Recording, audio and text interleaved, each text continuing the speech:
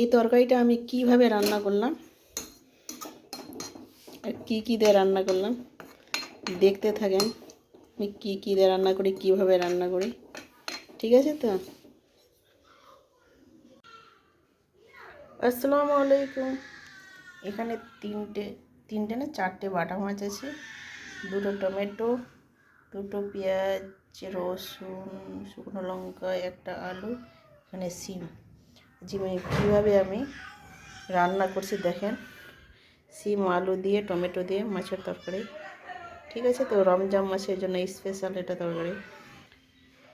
সিমগুলোকে বেছে নিব, আলুটাকে কেটে ধুয়ে এগুলো পরিষ্কার করে নেব, মশলাটাকে বেটে নেব, রসুন পেঁয়াজ লঙ্কাগুলো। সিমগুলো বেছে নিয়েছি, এভাবে কিন্তু আমি প্রত্যেকটা সিমকে ফাটিয়ে দিয়েছি, কারণ সিমের ভিতরে এখন পোকা থাকে। প্রত্যেকটা সিম ফাটিয়ে ফাটিয়ে দিয়েছি, ঠিক আছে তো। দেখো আমি ধুয়ে পরিষ্কার করে নিয়েছি। আলুটা কিন্তু খোসা অবস্থায় রেখে দিয়েছি, খোসা অবস্থায় কিন্তু আমি কেটে নিয়েছি। এখানে আমি টমেটোটা কেটে ধুয়ে পরিষ্কার করে নিয়েছি। এখানে মাছগুলো লবণ হলুদ মাখাবো। এখানে মশলাটা বাটা হয়ে গেছে, লবণ হলুদ মাখা হয়েছে। এবার কড়াইটাকে আমি গ্যাসে চাপিয়ে দেবো।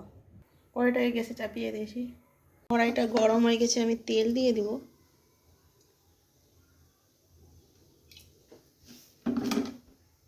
কড়াইটা গরম হয়ে গেছে, একটু আমি লাগিয়ে দেব চারপাশে।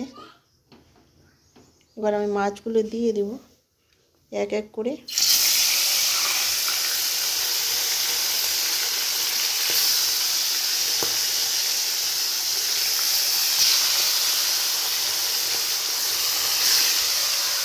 মাছগুলো দিয়ে দিলাম, এবার উল্টে দেব।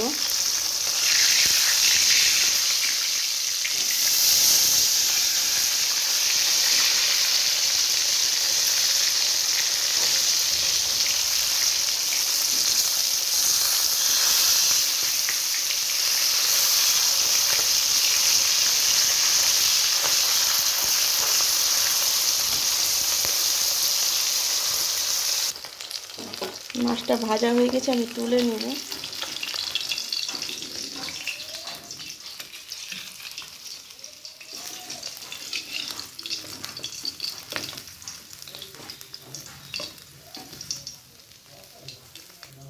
ওই তেলে কিন্তু আমি কেটে রাখা আলু আর সিমটা দিয়ে দেবো, ভেজে নিব আগে।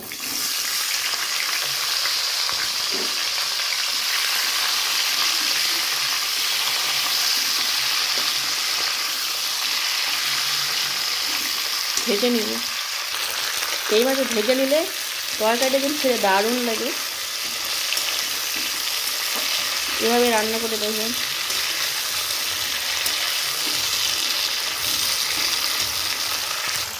ভাজা হয়ে গেছে, এবার আমি মশলাটা দিয়ে দেব।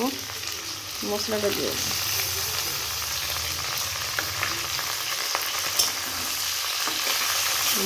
দিয়ে একটু ভেজে নেব।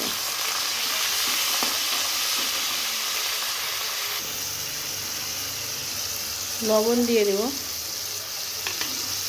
হলুদ দিয়ে দেব,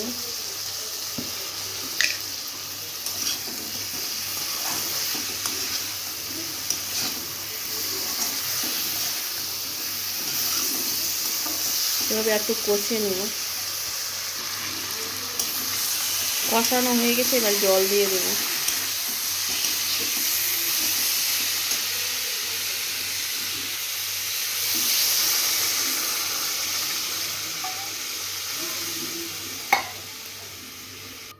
ঢেকে দিব।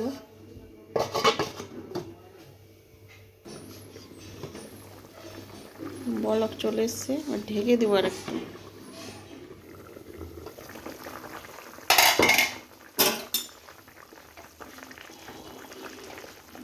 আলুটা সিদ্ধ হয়ে গেছে, আমি টমেটোগুলো দিয়ে দিব এখন।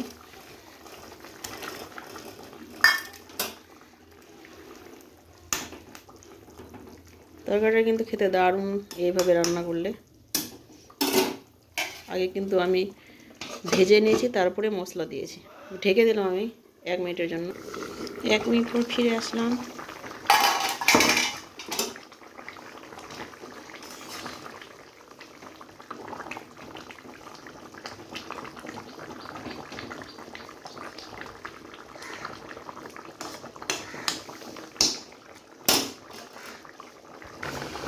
আর 1 মিনিটের জন্য ঢেকে দিব, তারপরে মাছগুলো দিয়ে দিব।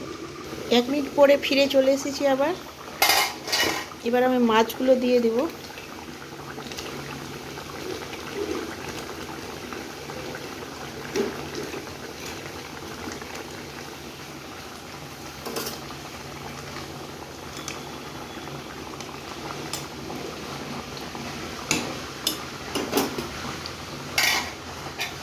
এবার ঢেকে দিব, মানে ঝোল বেশি করব না,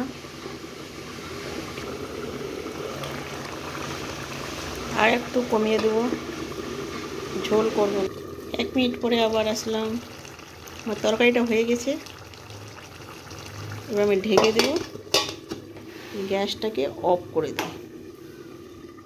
গ্যাসটাকে অফ করে দিয়েছি। তরকারিটা দেখেন আমার কীরকম হলো। আমি কিন্তু এখানে ঝোল করিনি, একটু সুপসুপা ঝোল আছে। এই তরকারিটা খেতে কিন্তু দারুণ লাগে। দেখেন তো আমি কীভাবে তৈরি করলাম, তরকারিটা কীরকম লাগছে, কালারটা।